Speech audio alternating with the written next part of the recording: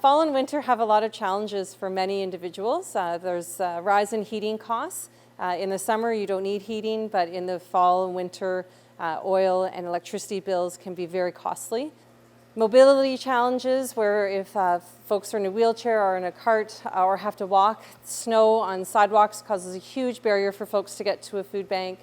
Credit card debt, as they're trying to have some sort of normalcy over the holidays for their families.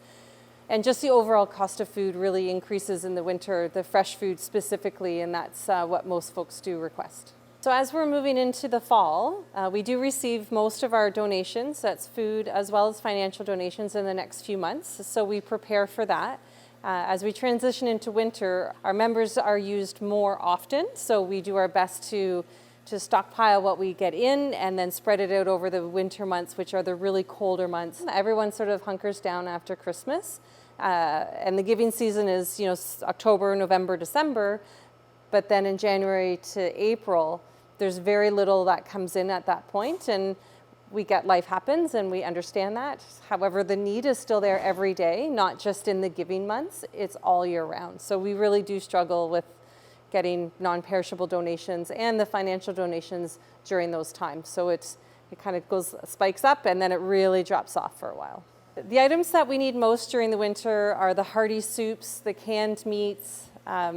We do accept fresh frozen meat, and it does, as long as it comes from a grocery store or appropriately from an abattoir. We also can accept in produce. We do have a walk-in walk-in fridge, and that allows us to store bags of potatoes or carrots or onions. But canned vegetables are always really helpful, and those canned staple items are really, really important for us to receive. When it comes to our gardens, we're doing the last of our harvesting right now. That'll last just for a couple of more days before we then start taking out all of the plants. We compost them before then topping up all of the beds with fresh soil and composted manure to get them all ready for next season.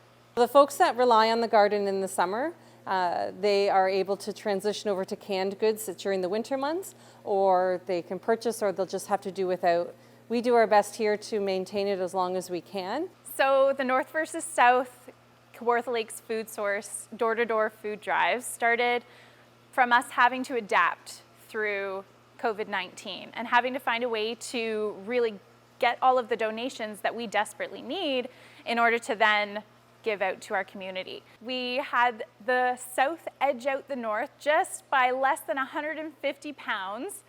The grand total will be released on October 8th at 3 p.m. So Lindsayeites have until then to get their donation in and have it contributed to the grand total. It's going to be a busy fall for us here at Kawartha Lakes Food Source. So we are going to be having a reverse Advent calendar that's going to be going out in November. As well, we have our annual Jolly Jog. It's the 12th annual year for this event. We're hoping to get as many people excited and engaged in the Jolly Jog as possible. We're once again having a staggered start so that we follow all COVID safety protocols. So come on out and have a great time with us. It's festive family fun for the whole family. Follow Kawartha Lakes Food Source on Facebook and Instagram to keep apprised of all of the new and interesting things that are happening with us throughout the fall, including the Jolly Jog. If you need access to a food bank, or if you're looking to volunteer and help out however you can with Kawartha Lakes Food Source, go to our website at www.kawarthalakesfoodsource.com. You'll find lots of tabs like how to donate, how to find a food bank, and lots more. Watch for our news page as well to be apprised of everything that's going on with us.